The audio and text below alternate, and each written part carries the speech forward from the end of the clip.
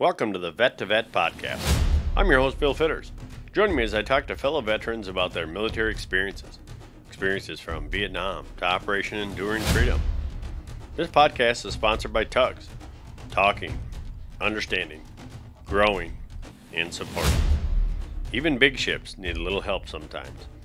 Feel free to hit the subscribe button below to get our latest Vet to Vet interview. Feel free to like, share, and leave a comment below. And thanks for joining us. Today we're sitting down with Navy veteran Tom Kammerude. How are we doing today? We're doing great. Alrighty. And your rank when you ended your enlistment? I was E5 machinist mate second class. Alrighty. Well, before we get into that, how about a little bit about before you joined the military? Before I joined the military, I grew up in Blanchardville, Wisconsin. You're kind of familiar with Blanchardville, Wisconsin. A little bit. And went to school there, played sports there.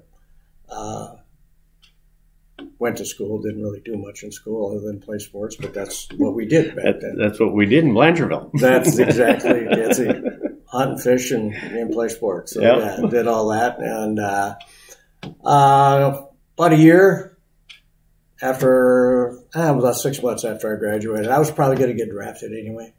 But my family, the grandsons of Peter Kammerude, there were my oldest first cousin, Herb, spent 20 years retired out of the Navy. His brother spent 13 years. I spent 4.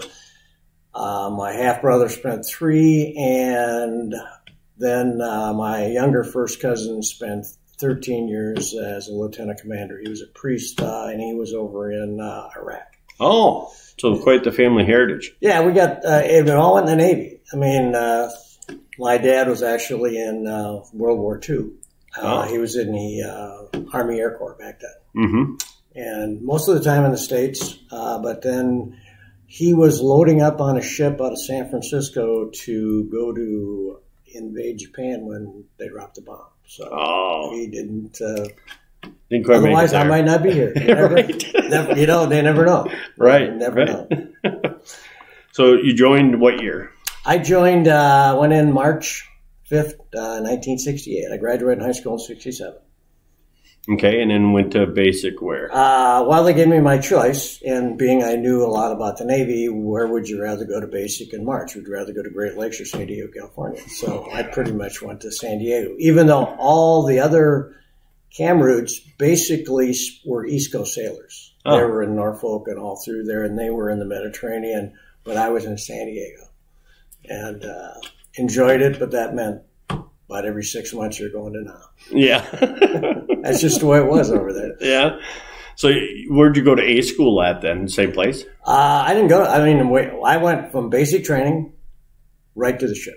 Oh, and what ship did you? USS Rogers, DD-876. It was a Gearing-class destroyer built in 1945.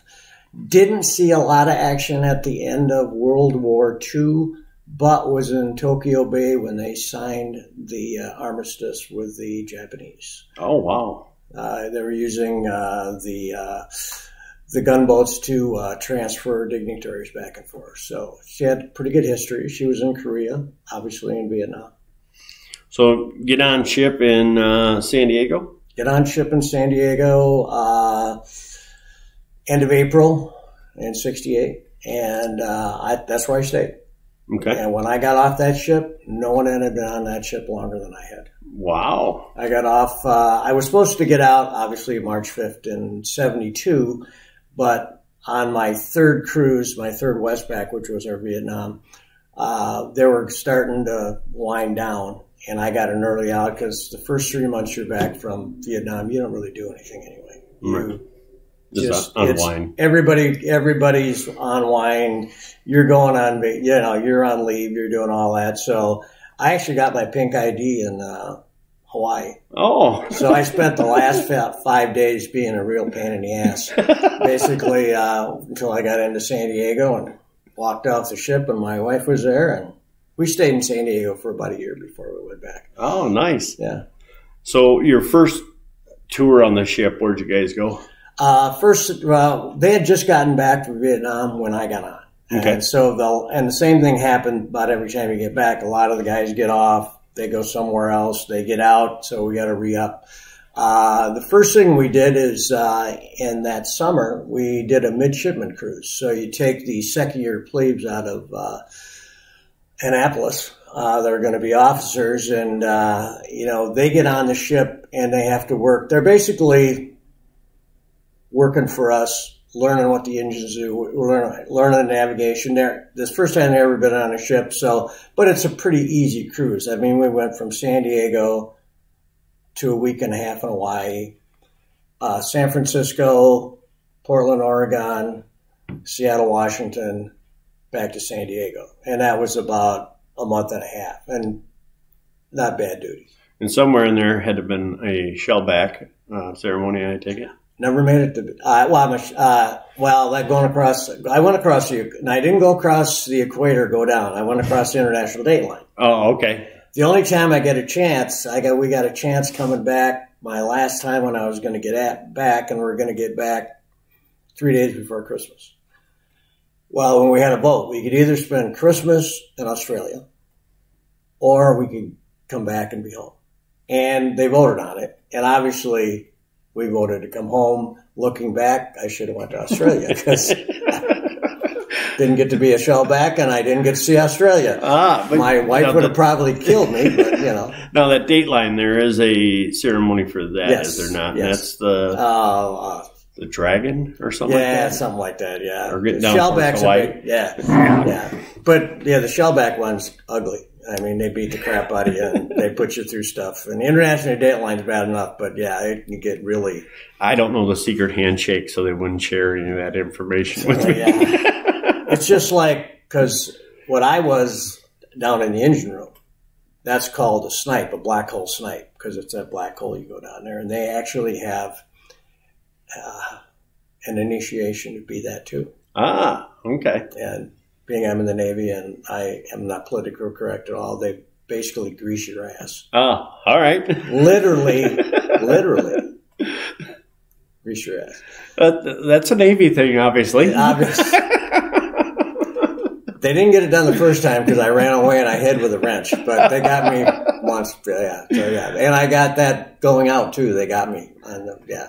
And they do all kinds of things. They put axle grease in coffee and cigarette butts. And I don't think they probably do that anymore. I don't think that would. Well, in 89, they had something going, or some sort of ceremony in Spain when we were outgoing, that basically everybody in the shop tackles you, and then they duct tape your feet and your hands, and then put you in what most civilians would call a motor lift, or and then you're hanging there, and you get everything that they can find thrown on you and stuck on you, and you sit out there in the hot Spanish sun and dry, and it's pretty nasty, but it's I don't know. It kind of is an honor after it's all said and done. It's your rite of passage. Yeah, and if you find out who you want to go to war with and who you don't. Right, and unfortunately, that's the way it is. Yeah. Yeah. But it does. You're right. That brotherhood and that sisterhood comes together, going through things like that, because you no longer have anything more to be embarrassed about. Oh God, no! It's like boot camp. They take you down to which we used to say lower than whale shit in the ocean, which is pretty low, and then they build you back up. Yeah. And I've seen some really smart asses that broke really bad. Yeah. I mean, they broke them, but they needed to. Right, and you got to break that individual to become a team member. And there's a lot of kids I know today I would love to send to boot camp. Oh yeah. I wish I could just go around and say, yeah, that guy. We'd probably have a better world. Yeah. So we come back for Christmas in San Diego. Did you guys go back out at all, or? We were out probably every month. We were out at least a week to 2 weeks, just training. I mean, that's all you do. I mean, basically, a ship is a small village. Mm-hmm. We had a supposed to be a commitment of like 327 to 40. at the end, last time in Nam, we only had about 250. But you got shopkeepers, you got cooks, you got disbursement, you got, office personnel, you got, you got the guys painting and chipping, and which I never wanted to do, but, and you got the guys with electricity. I mean, then that's what you had to do. You had to learn how to run your town, basically, how to run the ship. And everybody had to go together. But then when you went to general quarters, everybody had their job and did all that. When we fired a lot, when we were with the aircraft carriers, I mean, that's what we're basically, they train you to, I mean, we are basically trained to kill things and blow shit up. I mean, that's basically our mission. Yeah. I mean, most people don't like that when I say that, but that's true, though. I mean, that's what we were trained to do. I think it was Reagan that said, walk softly, carry a big stick or somebody. Yeah, exactly. And that is what the military is used for. Yeah, I mean, people get all upset about that, but when time comes, you need us. Right.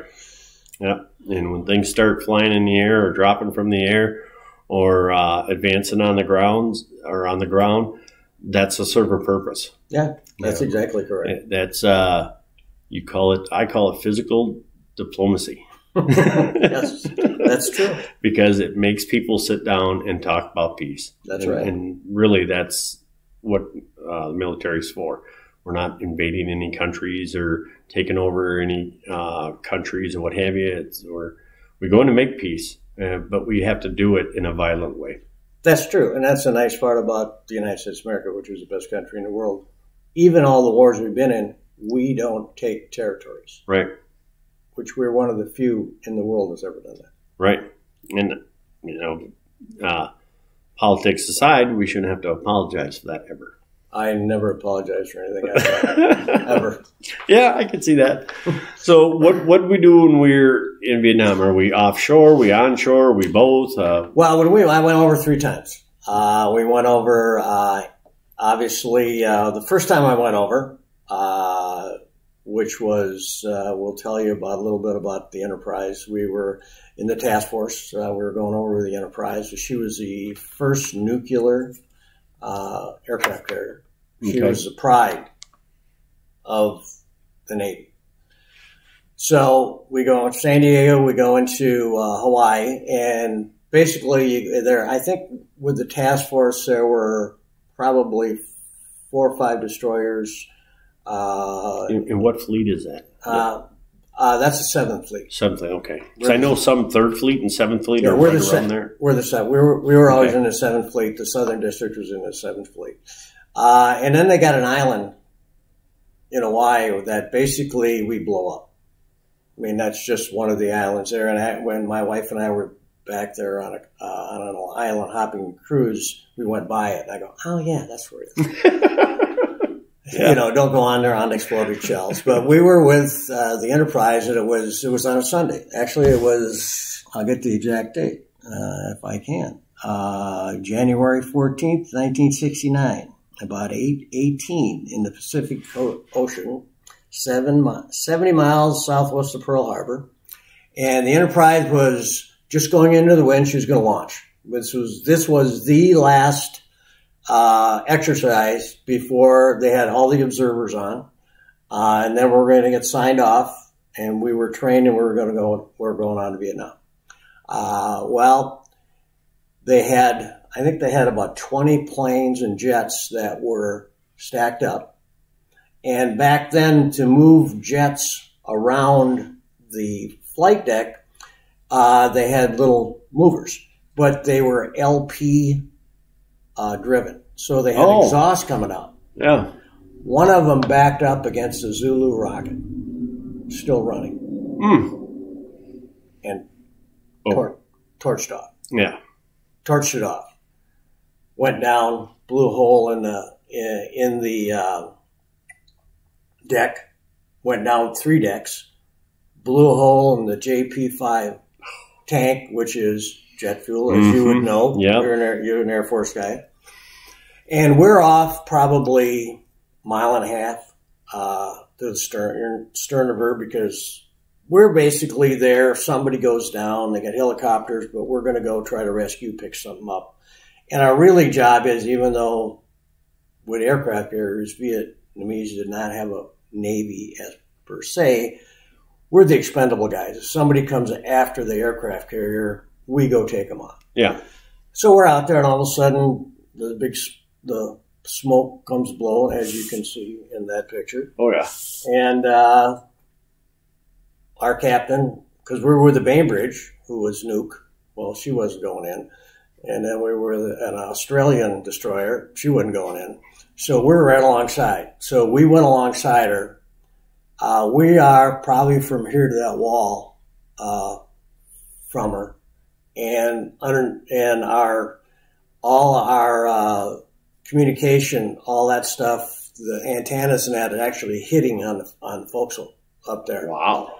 And I'm on the 1JVs for those not in the Navy. The 1JVs are the communication to the bridge or the captain. Okay. So we're in the fight, and we've got the damage control guys with hoses. They're fighting, but shrapnel's going off.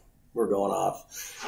And it got so hot and shrapnel's going off that the damage control guys, because we had 2 5-inch 38s, one on the front, one on the back, they actually had to put the fire hoses on the gun mounts. Oh, wow. On it. And that's how we directed the fire, because we were getting shrapnel so much. We had big holes in the ship on it. Luckily, nobody on our ship really got hurt. Very luckily. But I'm on the 1JVs. And the captain comes down and goes, stand by for shockwave. 2 500-pound palms ready to go off. Oh. So I'm sitting there and I'm going, oh, good. I'm not even going to make it to Vietnam. I'm going to get freaking killed in Hawaii. Next thing I know, it says, boom! Whole ship's just rocking. Oh, I bet. Just rocking. You know, and then then all hell's breaking loose. They got the bulldozer out there. They're actually pushing planes off. They're turning planes around because they're loaded with rockets and bombs. They're shooting the rockets off. Yeah, the heat. And one of my buddies was up in the bridge, and he goes, one of the rockets went off and tumbled and went right in front of our bridge, right by the captain. He says his eyes got about big as saucers. I bet. So we were in that fight for, I don't know, probably an hour and 50 minutes before they finally got it under control. And the biggest thing that you always worry about, they always talked about with, all classes and all that, the thing that will really get you in the middle of the water is fire. Mm-hmm. Because there's nowhere to go. Right. I mean, you're dead. Yeah, you can't call the fire department. You are the fire department. No, and on the initial blast and what went on, and I think they ended up 7 or 8 500-pound bombs went off, at least 6 rockets. Wow. 28 got killed that day. 314 severely injured. And I believe, and then 15 aircraft were destroyed. And they're not cheap either. No, they're not cheap either. So after that, we stayed out there because a lot of guys they were in the pilot's net and the crew were on deck. They just got blown off. So we stayed out there for 2.5 days trying to find survivors, which we never did. I mean, there was a lot of life rafts and debris and all that stuff, but a lot of guys just went down and we just never found them.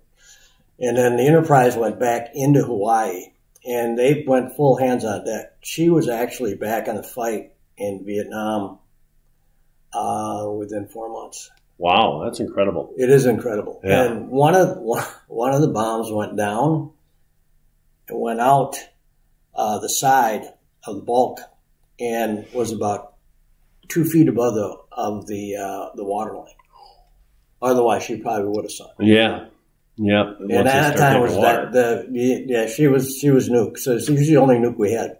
So it was that was a really interesting start to my Vietnam saga. Yeah. So then we went back in, and it was it wasn't really funny, but we obviously you're in the service, you go to a bar. And in the Navy, you have little rockets here that shows you what ship you're on, the Rogers. And even to this day, because at one point they had Lambeau, welcome back Vietnam veteran, Lambeau LZ up in Green Bay, and there was a couple Enterprise guys there. we never have to buy a drink. I bet. They know the route. He says, you guys saved everybody. You never have to buy a drink. So that's nice. Yeah. So that was, we got, the meritorious unit citation. I think our captain got the Silver Star for it, and a bunch of guys got down. But that was the guy with the big saucer eyes? Yeah, the guy with the big saucer eyes. Yeah. He was a good captain, too, by the way. So yeah, we went on there, and then I think we were there for about put us about a week behind. Then we didn't have an aircraft carrier to go with, so we went over with, I think it was 5 ships. And then from when we go over, when there's not something like this going on, you go San Diego, Hawaii, Midway Island, because back then it's you're black fuel, so you got to get oil. Then on to Guam. And then we home port out of Subic Bay, Philippines. Okay. And then from there, we're going up into the Gulf of Tonkin, and we're either with aircraft carriers helping them out, or we're on the gun line firing. And when you say firing, that is kind of like, what are they called in the Army? Guys with the big guns in the back. Calling in battery. Yeah, I'm trying to think of what they're called. Artillery. Yeah, the artillery. Yeah, but from long ways out. Yeah, we got 5-inch 38s, which are 5 inches around, 38 inches long. We either shot Willie Peter, which is white phosphorus, or fragmentation shells. And most of the time, what we would do is they would get somebody in trouble. They would run into a problem, because we could shoot with the gyros. We could shoot. We shot 15 miles, but we could shoot 12 miles really accurate, which still kind of amazed me when you're rocking on the ship. Right. So they would get the Marine spotters or the Army guys, and they would call into us, and they give us coordinates, and we'd fire for effect. And then once we locked on, we just fired. You could fire for 5 minutes or an hour. Wow. Depends on what they wanted. I mean, it depends on how much trouble they were in, what was going on, what they needed, if they ran into, trucks or something. Yeah, that's what we did. That was our fire support there. That's kind of neat, though. I mean, kind of sitting back, or not sitting back, but firing in, knowing that you're helping your brothers and sisters from. Yeah, I mean, everybody had a role to play. Right. Mm-hmm. So, when they got in trouble, actually, I got a friend who owns a place up in Hayward, and one of his buddies was actually a radio operator, and he was in country about the same time I was up there. And we got talking about it. He said, "Oh, yeah, I'd call you guys in all the time." He said, we'd get in trouble, and it's like, hey, who's out there? Well, it might be the Rogers, might be Long Beach, might be somebody. Yeah.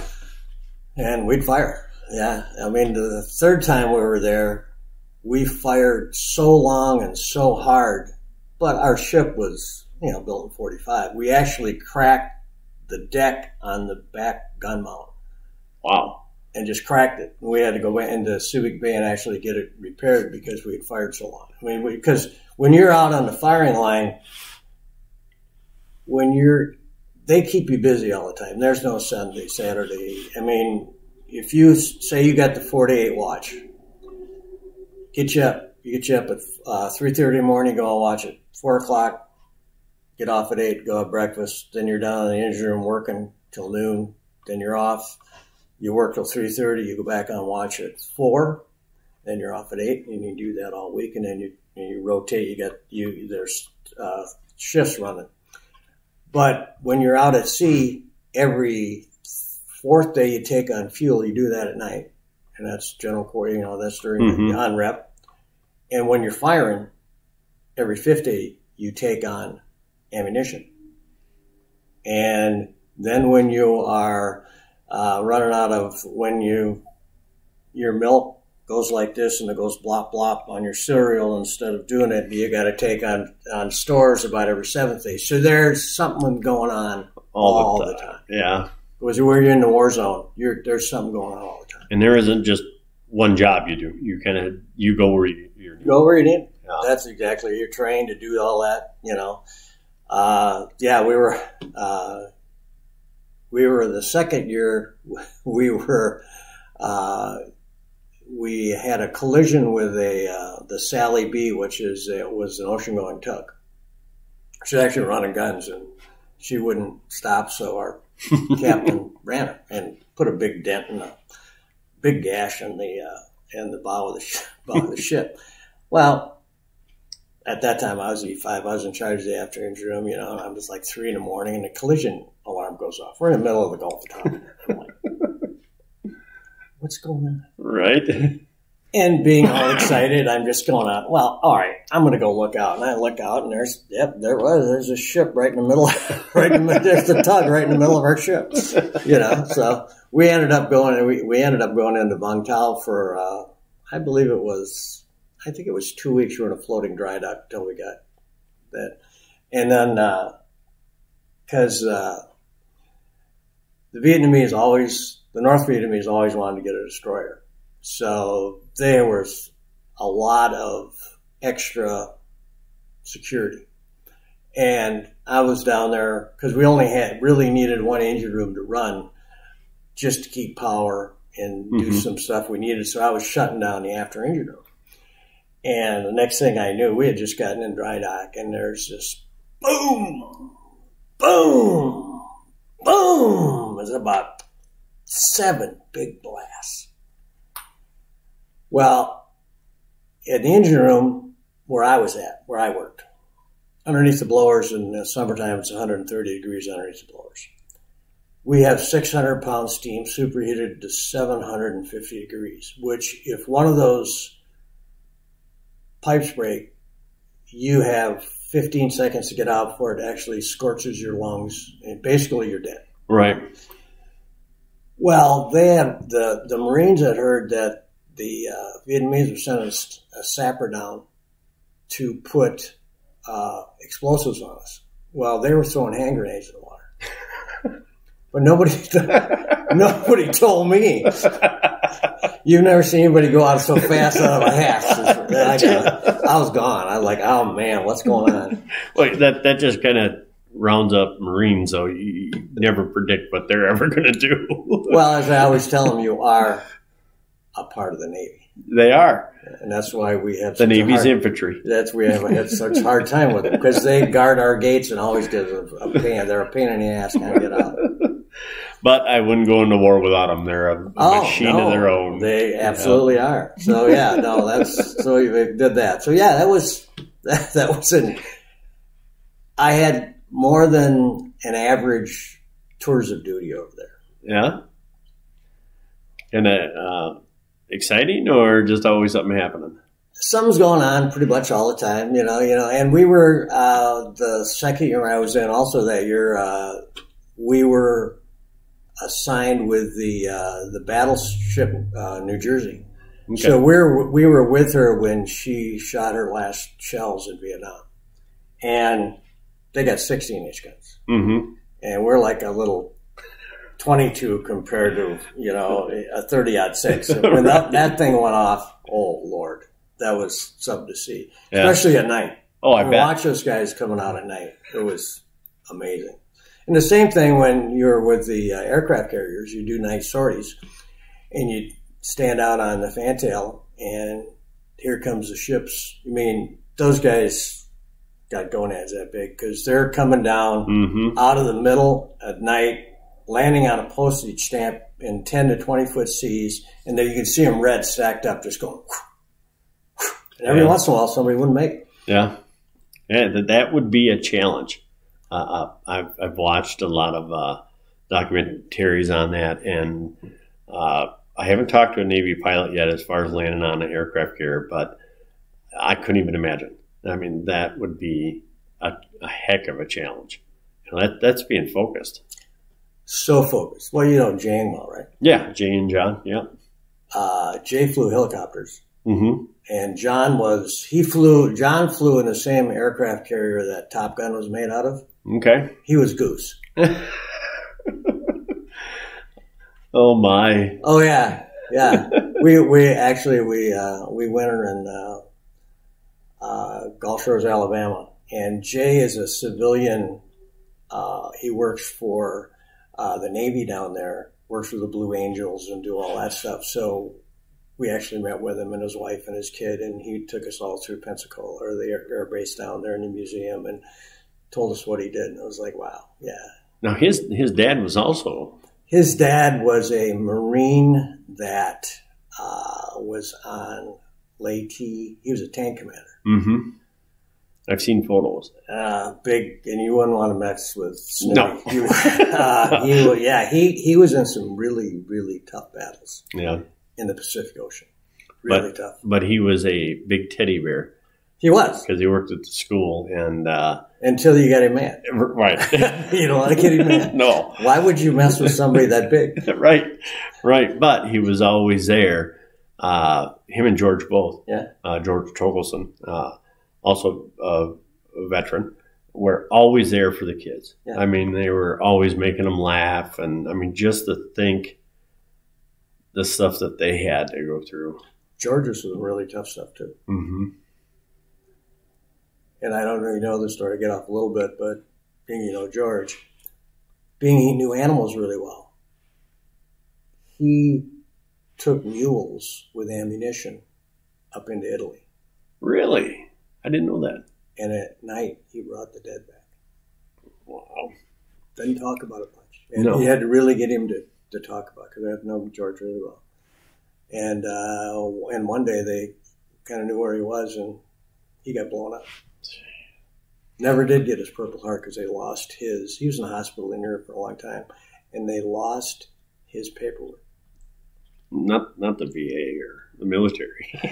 they don't lose paperwork. People often ask me, "Why don't you go to the VA for health?" And I'm going, "I can afford my other health." I've been around them a long time. There'll be a time I'll go, but not right now. not right now. I've had nothing but good experience with them. But that's just me. I think the Madison one is one of the top in the nation. It is. I think maybe the brothers and sisters that are going to Toma or other locations probably aren't getting that quality of care. Yeah, I think we're lucky, very lucky to be around Madison. Yeah, and I think a lot of that has to do with the University Hospital being attached to it. Mm-hmm. So, yeah. So you also missed that or forgot about how well you did in basic shooting a rifle and how that helped you not stay bored in Vietnam. Well, there's not much to do in Blanchard other than play sports, or you go hunt, you go shoot, you go to that. I grew up hunting and shooting and doing all that good stuff, and go to basic training, and you get your rifle, and we go to qualify, or some guys can shoot, some guys can't. Right. Well, this is easy. Bang, bang, bang, bang. Hey, you're a really good shot. Yeah. Not a good decision on my part. No. So we get to Vung Tau. Well, and then before that, every time if there was a collision or something where you needed armed people on the ship, there was about 7 of us. We were they'd strap a 45 on me, give me an M16, and here you go. So we were in Vung Tau. So it was only, I guess, right that, hey, they're up there protecting us, and they needed some guys to go on patrol. Well, I never volunteered for anything, but I was, here you go. They called our detail, which I was on, and got up there, and here's a 45, and I said, what are you doing? And the guy goes, you're going on a shore patrol, and you're going around Vung Tau. I said, you're nuts. Because the day before, they had reports of some sappers coming in, and the Hueys came down, and I don't know if you've ever seen tracers go off. Mm-hmm. Oh, yeah. There were 4 Hueys came down all around the jungle where we were at with tracers, and just blew the living hell out of everything. Yeah, and I'm like, that'd be the M60 with every 5th round be a tracer. It was lighting up. First time I'd seen it, up close, and I was like, wow. Mm-hmm. So yeah, I'm going in there, and I'm going, yeah, geez, this is probably not a good idea, But as I've always said, you don't have any choice. You go where you go. So first day that you are on shore of Vietnam, what was your first impression of Vietnam? We were in a fairly secure area. And I often tell this to my grandchildren and my kids and anybody who will listen, we have it really good because there's some really shitholes in this world, and that's one of them. Mm-hmm. I mean, nothing. Shacks, bicycle buggies for, getting around. Kids, the urinals are in the streets or wherever you go. Very underdeveloped, just real poverty. Mm-hmm. Real poverty. I mean, the poverty that they talk about in the United States is probably 1,000% better than even close to what those people live in. And that goes the same way because when we were there, we went to a lot of ports coming out. We would usually spend 25 to 35 days on duty station in the Gulf of Tonkin. Well, we might go to Japan, which is actually a pretty developed country. Yeah. But then you go to Singapore, which wasn't bad, but 5 blocks off. It's terrible. Mm-hmm. You go to the Philippines, you go across this one bridge, and it's the worst shithole you've ever seen. Mm-hmm. It's really bad. Same with Hong Kong. Hong Kong was British, and I loved Hong Kong. You get anything you want. Mm-hmm. You could walk in, get a shark skin suit made in 24 hours and cost you $10 and shoes and everything you wanted, glasses. But you go across, in a block and there's 25 people living in a room this size. Right. And in Vietnam was like that as well. A lot of family members in one building. Oh, yeah. It was a wake-up call. Mm-hmm. Because, you go from Blanchardville, who I was never even around a black person. And right. I ended up with really good friends with a lot of them because you just deal with it. Right. That's what it is, and they're good people and no problem. But you're not around any of that. And growing up where we grew up, we didn't have a lot of money, but you were never hungry. You always had what you wanted. You were never scared of anything. I mean, there you didn't know if you're going to get blown up the next day. Right. It was crazy stuff. And really crazy stuff. And there's a lot of like one that'll be airing this Sunday. A Vietnam vet was telling me that the soldiers were taking their C-Rads and just handing them. Sure. And these kids wouldn't eat them. They would take them back because it was part of feeding the whole family. Yeah. And he said the same thing, that we don't know what poverty is. We have no clue. Yeah. When people talk about how bad it is and all that, and I go, we've got it so bad. You want to go? Well, go to Venezuela. Go. Mm-hmm. Please spend a month there. You don't have to spend a year there. Spend a month there. You'll want to come back so bad you won't even know what's going on. Right. The clean water. It's or sewer. A lot of people. There's other countries that don't know that. Well, Hong Kong is considered fairly a nice place, but when you go to Hong Kong, you have to dock in the channel because there's really no place, and then you take the ferries back and forth. It's not unusual. I mean, there's always literally crap floating by, or a dog comes by, or a cow, or something. I mean, getting a little off track, but obviously when you go out on one of those, you might have a few drinks before you're coming back, and in Hong Kong, you got to come up the gangplank and you get off this water taxi, and get off. And one of my buddies was a little inebriated, fell in the water. Oh, he ended up getting a battery of 70 shots. Wow. Just because of all the bacteria that was. Oh yeah, I mean, he was getting black plague. He was getting. I mean, just like, we'd go up like, sorry, man, yeah, get away. Get away. Yeah, you're bad news. And not like you didn't have to get enough shots to go to Vietnam, to begin with. Oh, it was crazy because they gave us a battery of shots anyway when you were in service, and I don't know about you, they gave us with the guns. Yep, both guns sides. On both sides. And then we actually had a meningitis outbreak when we were in boot camp. And that's not fun because the needle's about that long and they just jam. Oh, man. No. But I think of my boot camp, I think there were, I don't know, maybe 80, 90 of us. There was about 20 of us that were going straight to the ship. So we got overseas shots right away. And it was...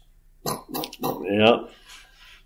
And it was... I think it was 3 days before we graduated. Because you got to go through and you march and all that stuff. So it was fairly warm in San Diego. I mean, it was probably 60, 65 degrees. And we were out in formation, and going through and, not that we did a lot of marching in the Navy. I never marched once I got out of, boot camp. And all of us that got shots passed out that day. In formation because it went our system. We're flowing like overflow. We're just flowing like rabbit. Yeah. Those were for the civilians that don't understand what we're talking about. It's an air shot. It's an air shot, air gun, yeah. 2 air guns, and you're basically either got your sleeves rolled up or you don't have a shirt on, and you're walking with a guy in front of you, a guy behind you, and there's people beside you that have these and they're hitting you in both arms. And what they told us is if you move, it'll split you. It'll take your skin off. So yeah, it'll split you. You stand pretty still, as you're going through, even though you don't want to, because it's. Oh yeah, you're just but you're so. I don't know if you get immune to that stuff, and it's just like, okay, I'm just going to stay here because I don't want to get in trouble. I think I'm going to be tougher than that guy that's in front of me, and I know I'm going to be tougher than the guy behind me. So it's kind of a challenge as much as it may hurt, as much as the discomfort. You're just not going to let me. You're not going to. And there's something to be said for that as you go through it. So yeah, I was in a lot of crap holes that I went, and I've gotten to really, obviously, and I'm not a political guy, but I'm a constitutionalist. Mm-hmm. So if you're not for the Constitution, I don't have any time for you. So, and I ain't going to argue with you. Just say, go away. And I think a lot of military vets are for the Constitution, mainly because we took an oath to it. Yeah, and I took that seriously. And foreign and domestic. Right. And there's a lot of domestic going on. Yeah. Yep, that it is. That it is. So we're did shore patrol, and then came back out, got on the ship, and went back out. We went back out, and I think we were on the firing line again for a while, and then we would go. I was there 18 months, 3 Westpacks, and of those 18 months, we were probably in a war zone 12. Other than that, you're going back and forth, and it takes about a month to get there, a month to get back. By the time all the training goes on and does all that. So, it's crazy stuff. I mean, it was kind of, you kind of put it out of your way. You forget about all. You only remember as you get older, you only remember the good stuff. Mm-hmm. So I was thinking about this. You start thinking about some of the other stuff you went through and some of the things that was going on that you come back. Well, I remember a couple things that happened being from Wisconsin, close to Madison, when Sterling Hall got bombed. Mm-hmm. We were over now. We get Stars and Stripes forever. I'm sure you had it. Yep. Opened it up and I'm going, are you nuts? Right in our own backyard. I know exactly where that is. Mm-hmm. I walk past that going to a Badger game. It's like, what are you nuts? You people are nuts. And then in Vietnam, I worked in the Madison area I used a GI Bill, went to Edgewood College, and loved Blanchardville for my kids because my kids could do anything they want. They could play ball, they could be in the choir, they could do anything or do nothing. Mm-hmm. Right. And didn't have to worry about anybody. Nobody was everybody looked out for you. But if you want to make money, you got to get to Blanchardville. So I worked in Madison, which is not a military-friendly town. Right. There were people that I worked for years that never knew I was in the military. It wasn't worth the conversation. And I came back. I just actually joined the American Legion about 4 years ago. I came back expecting, they want me to join the Legion and do all that. There were probably 15 of us from Vietnam that came back and joined the Blancheville American Legion. And they ran us all out. Mm-hmm. We did lose the war. You guys lost the war. Mm-hmm. Yeah. And, then later on, probably 15, 20 years ago, as those guys were getting a lot older and, hey, we need somebody to be the commander. And I go, no, that ship sailed. Yeah. That ship. We went out and actually, and George Torgelson was one of the pushers for that because he saw what was going on. And we had a VFW club that we put on. So, but most of those guys are gone now. And I'm big into honoring the vets at funerals and doing that. I do a lot of that, as I did when you guys put that on. I'm really big into that. I think everybody needs that. So I agree. So I am the sergeant of arms and the vice commander, even though I'll never be the commander. Ever. Probably should be, but no, I'm not going to do it. I won't. And I still have a burr in my craw about that one. So yeah, and that was really. We got spit on in Hawaii, and we were there and all that stuff, and that was the worst thing those stupid college kids ever did because we just beat the hell out of them. Yeah, it's like, all right, come on, right, whatever, come on, but but it's gotten better.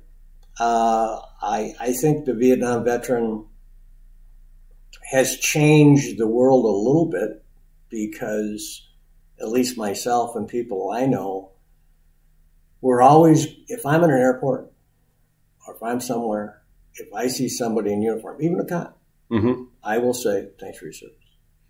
You guys, whether you guys want to take credit for it or not, because of what you guys went through, you guys, Vietnam vets, have assured that our Afghanistan and our Iraq vets that have come back have got the welcome back that they deserve. And I thank you for that. Even though I'm not one of those vets, but I thank you for that. I kind of want to call it a sacrifice, but you guys made sure. It's a labor of love. Well, I get a little emotional. I never want that to happen to another person again. It happened to me. It happened to a lot of my friends. Mm-hmm. And that was wrong. And you were talking about Legion, and it wasn't just Blancheville or what have you. We ran into that here at our post. And those guys are now our foundation of our membership. They make sure that us younger guys like me, that we will welcome any and all through our doors.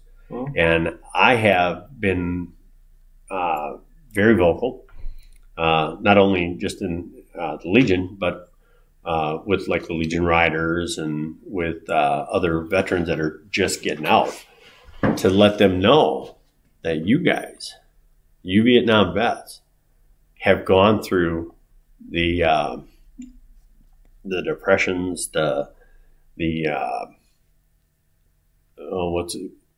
you've seen the horrors of war.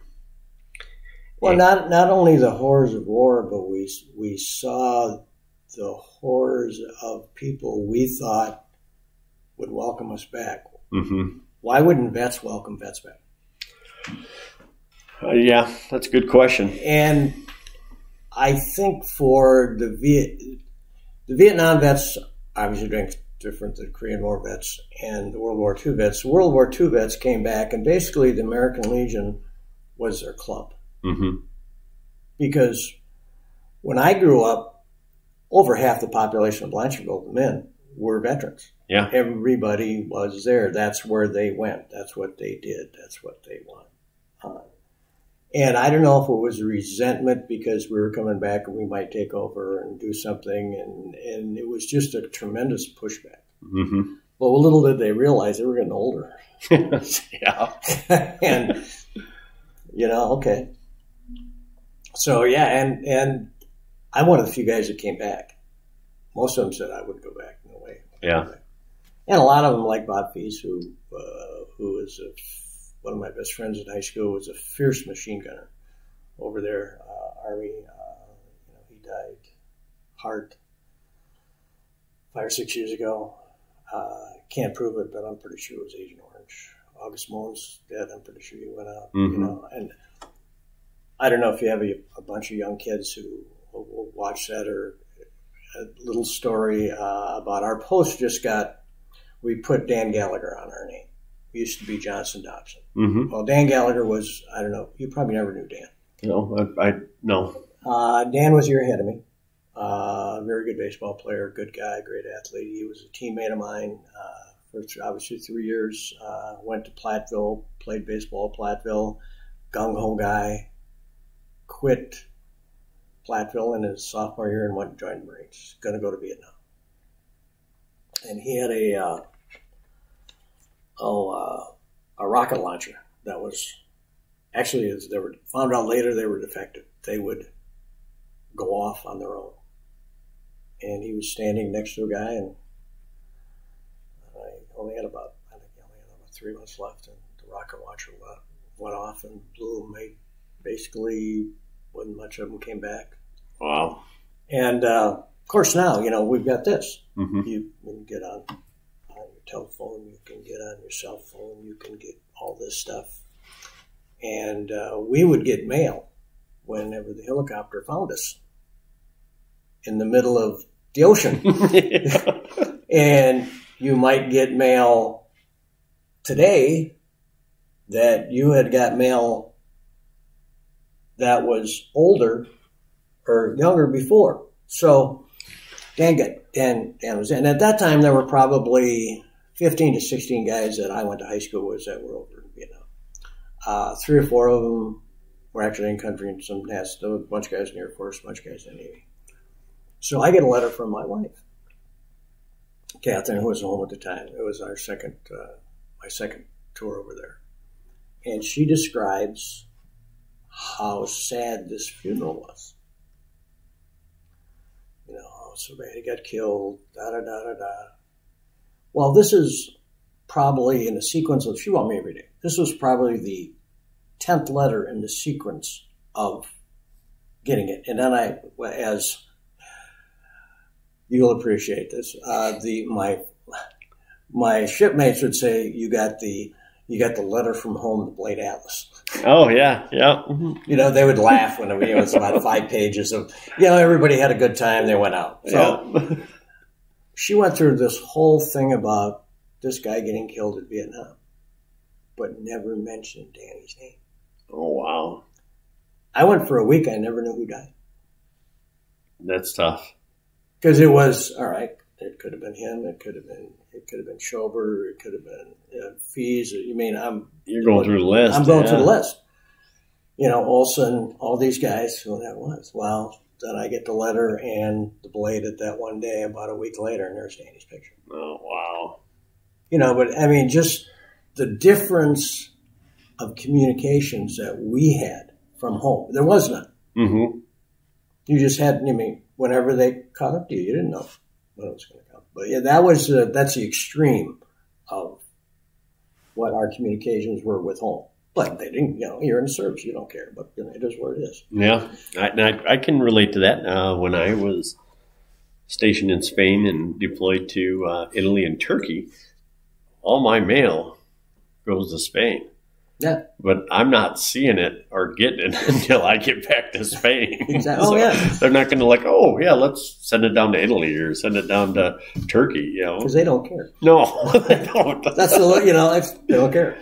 And believe it or not, getting that little newspaper, and it was little. Oh, yeah. Was almost like getting a love letter from home. It was so funny. What's going on? Who's going here? What the team did? What's going on in church? Oh yes, it was great. It was one way of keeping up with what was going on back home, and as little as it was back then, looking back, it was fantastic. It was. Oh, wait, you look for it. And then, of course, everybody just think it was a great, these guys from Detroit, Yep. Chicago, and all this. What is that? Who would write that? Right. Well, everybody knows it. We're related to most of them. Right. One other thing that before we get off too much is the one thing I did get into, because there's been a lot of hurricanes. Mm-hmm.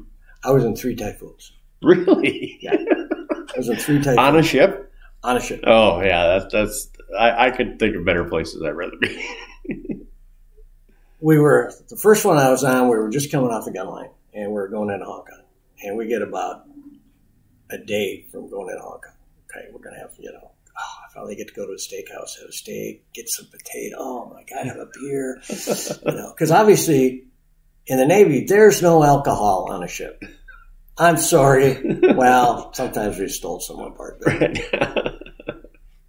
Getting offline, do you know how to cool beer down when you're on a ship? The walls. No? But you got to let the damage control guys in. You take a fire extinguisher. Ah, yeah. But because they got to recharge a fire extinguisher, so you got to give them one. Yeah. But they're all good with it. That's how you do it.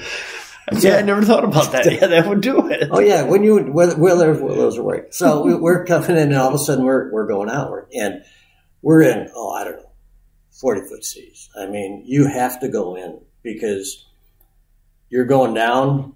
The ship completely goes underneath the water, comes back up, completely goes down under the water, comes back up.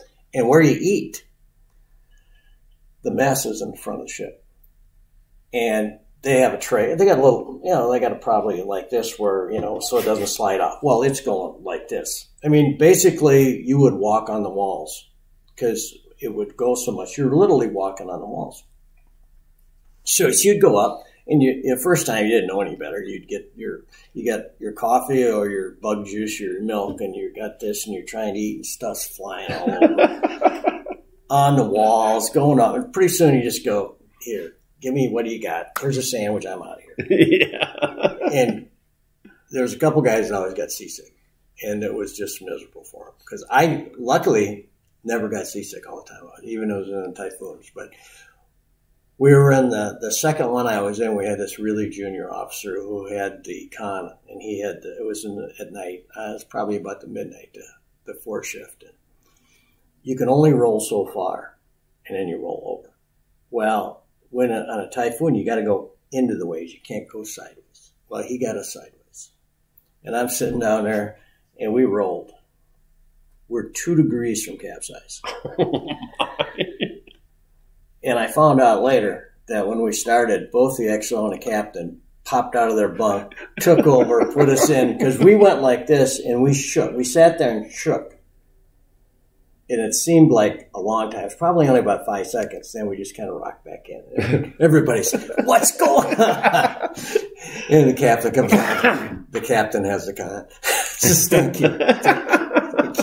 It was like, now I can sleep or relax. Oh, my God. Well, and it got so bad because when you slept in the service, you had this little, in the Navy on the ships, at least the ships I were on, had this little bar all the way around. They're kind of aluminum.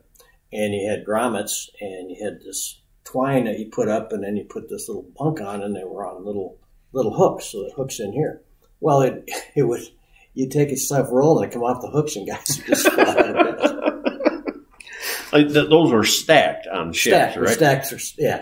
Stacked. Underneath there were 3 lockers, and then you had three beds up there. And then as you got on longer, you got to go all the way in the back where the fans were, and somebody threw up. You always want to be on top, and that's the last 2 years. That's where I was. And that was one thing about, we had a really good softball team, and we won the Navy title 2 years in a row. And the captain was our second string first baseman. My boss, the engineer officer, was shortstop, and the navigator was the second baseman. The last 2 years in the Navy, I never stood inspection. Really? Ever. Ever. That's kind of the getting to know the boss. Oh, yeah. Exactly. But I was also being an E5 running E7, and I kept everything going. Yeah. Plus, I was a hell of a catcher. So pretty much we got away with a lot of stuff being that. A lot of stuff. When you do extra stuff in the military, they do have a tendency to keep, I don't want to say close one eye, but they do give you a little bit of extra room. Well, the one thing about being where I worked, you heard of the bilges. Mm-hmm. Well, in the bottom of the ship, that's where we were. We were on the bottom of the ship. Well, there's all kinds of water leaks in. You got seals and all that, and oil, and it's crappy. Mm-hmm. Well, the first month you're there, you go from E1 to E2 because you graduated from boot camp. Well, who do you think cleans all that stuff? And I'm going, this is not what I signed up for. Yeah. So I remember I went up to at that time, the E6, and I go, what do you got to do to get out of that work? And he was honest. He says, well, you got to make E3, and then you kind of get out of it, and then you got to make first class, third class, and then you really get out of it. And then second class, you're kind of running it. But he said, you won't make first class, which is E6, because you won't be in that long. I said, okay. I said, well, what do I got to do? Get going. He said, well, you got to learn how to run all the engines and all that. So every week we had two sets of pumps, so we would transfer the pumps over. So I'd volunteer to stay late after my shift to learn how to do it. Mm. And boy, I got noticed right away. Yeah. So it wasn't long before I wasn't doing it. And all the guys that were my rate were mad as hell at me. I go, you could have done the same thing. Right. I did. Right. A little bit of initiative. I said, I ain't going down there. I said, I'm going to do whatever I got to do, whatever game I got to play. I'm out of here. Yeah. And that transfers into civilian life too. If you put a little extra initiative into it, not all jobs will notice it, but you can advance that way too, instead of just waiting for somebody. The game, man. Yeah, unless you can't just wait for somebody to die. You have to look at the landscape and say, okay, how's it work? Mm-hmm. And if you don't do that, shame on you. And I think vets do that better because they are problem solvers, and almost every task they get, they're looking for the easiest way to do it. Absolutely. But do it the best way that they can. Yeah. So they're always analyzing and going, I know how to work this. Well, especially, as you know, in your rate or whatever, in mine, if you don't do it right, you're going to have to fix it again. Right. Or something breaks down and you get in trouble for it. So you got to fix it right. Right. Because somebody depends on you. And, like you on ships with me with airplanes, somebody's life's on stake. Absolutely. Or in your guys' case, 300-something people. Yeah, absolutely. You don't do it right. There's no call in AAA when you're out in the middle of the ocean. Oh, no. There's no. And with us, if a pilot goes down, we're affecting his whole family. Oh, yes. But it also is affecting our family in regards to the military family. So, yeah, we look for the easiest and quickest way to do it, but like you said, quality. Yeah. So, anything else you want to throw out there today? No, just other than I wouldn't go back. No? But you can't take it away from me. I would go back. I take that back. If they came down and said, "We're going to take your grandkids, or you can go," I'd go in a heartbeat. I'd go in a heartbeat. I was going to throw that at you, by the way. I'd go in a heartbeat. After you said that. Absolutely go in a heartbeat. Yeah. Yeah. But, see, I was a little just, I didn't like being told what to do a lot. But I took it. And now, at my age now, God, I really don't like to be told. So I'd have to make me an officer or something, because I would be a real pain in the ass. Because I have this outside voice that I'd say, "Why are you doing that? That's just stupid." You wanted to say that in the service, but you couldn't. Right, because you like to talk, you like to walk without a limp. Yeah. Or just as in it's a foo bar, man. I've heard that's a term that vets will understand there. And look it up. Food bar. Right. Look it up. Google it. Snafu. Yeah, snafu. Yeah. There's all kinds of stuff like that. And the wonderful hurry up and wait. Oh, yeah, all that Lord. stuff that we learned. We learned through the time. Yes, we did. I think they should have a branch just for all the old guys. We probably would be the most effective, but we probably wouldn't. They wouldn't want to throw us in first, because we'd sit back and go, we could probably do this a different way than what Uncle Sam wants to.